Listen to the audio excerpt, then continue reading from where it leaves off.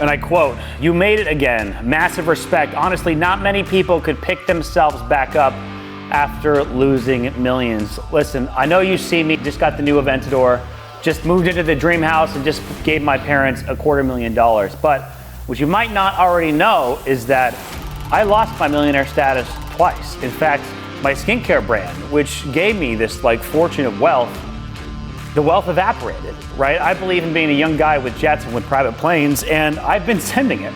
I send it. I don't do the safe, kind of slow road lane because the amount of money that I have to invest in multifamily properties for it really to be fucking amazing for me is like $50 million, right? And getting that passive income coming to me.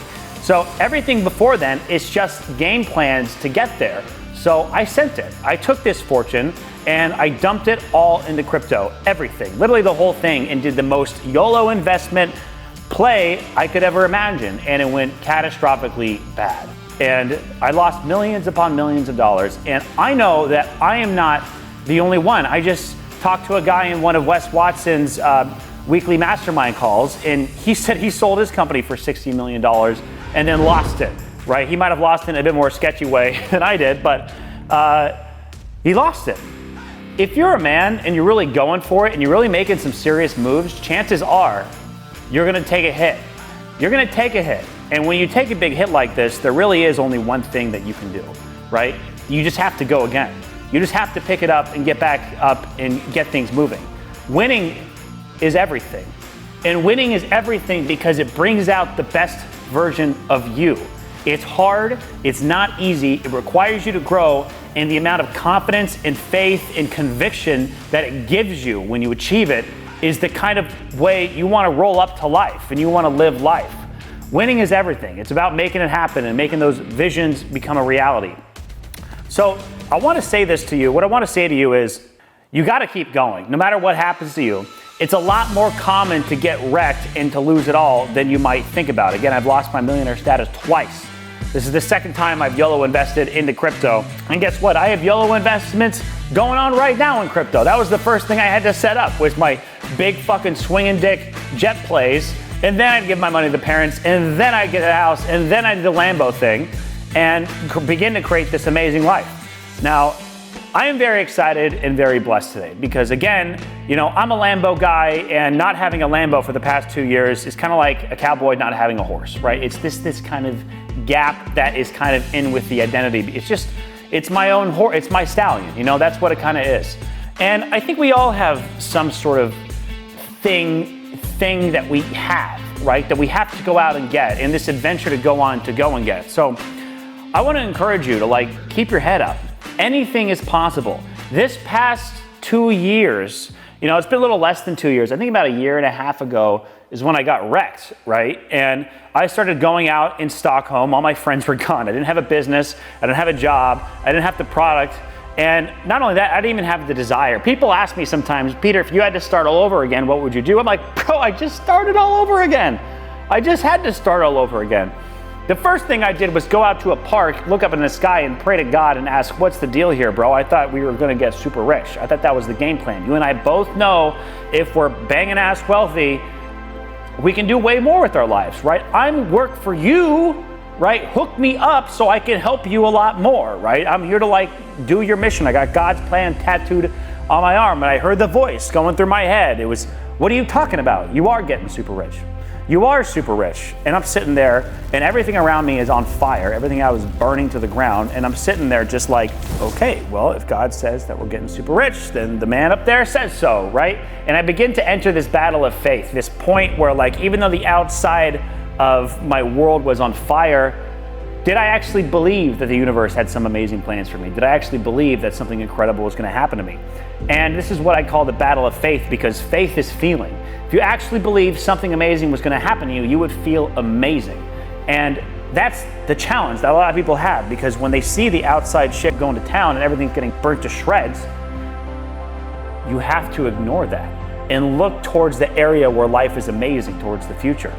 Step in your mind's eyes, step into the future, the moment where life's amazing and you're making $50,000 every 2 weeks again, and you're living however you want to live, and you're creating your dream life, and everything's firing. Stepping into that and feeling that emotion and that positivity looking away from the pain and towards the pleasure, and just having that faith and waking up with that kind of feeling.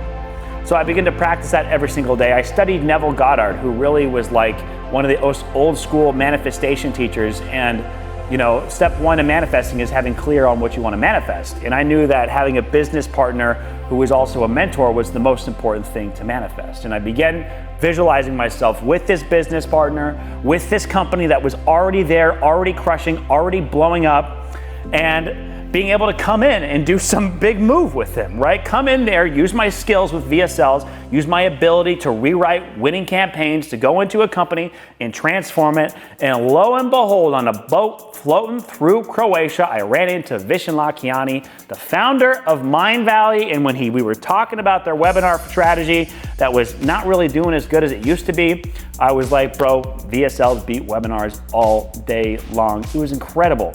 They needed me, and I needed them. I flew back to Estonia with him.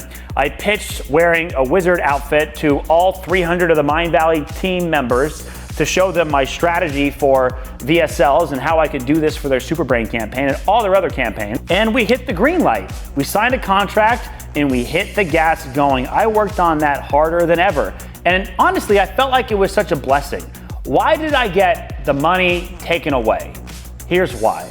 Here's why right now. Because the task that God had for me at Mind Valley needed my back against the wall. That was a grind. That was a hardcore, white-knuckling, 16-hour grind to come up with all the VSLs that we had to create in order to get this thing to go super nuclear, right? There's a lot of mouths to feed at Mind Valley, and that was it. We took a lot of L's, and I squeezed my brain, every last drop of juice out of it. And honestly, during this process, I felt like I would have quit if I didn't have my back against the wall. So that was mostly it, right? The universe was like, hey, Pete, either you're not disciplined yet enough to be able to, tackle this job I need you to tackle. So we're going to take everything away from you so that you can have what we need, the amount of drive we need you to have in order to accomplish this task, which is getting Mind Valley back on the map and blowing them up in the VSL world and blowing them back up in the advertising world. And after a grind, that's what we did. That was it. We cracked one of the #1 campaigns in the world. We had some other campaigns explode as well.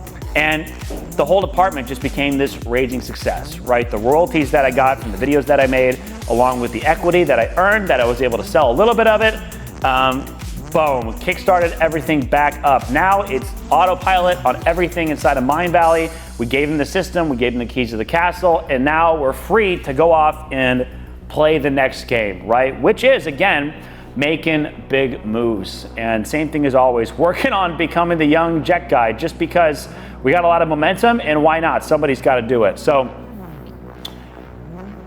listen, you don't really know why these things happen to you. Was it a bad thing that I lost my money?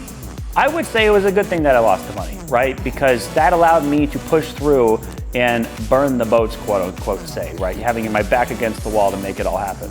So you don't actually know whether or not what you're going through is bad. Is it bad? Is it good? You don't really know, right? But I'll tell you what, it is your back against the wall. And guess what? Pressure makes diamonds. All of my best situations and the things that really thrive are by putting your back against the wall and not making things super comfortable and having to put yourself in a situation where you must win or die. That's literally it. So you might be in a much better spot than you think. You might be in a much better spot than you think. This is Peter Kell. I'll see you later.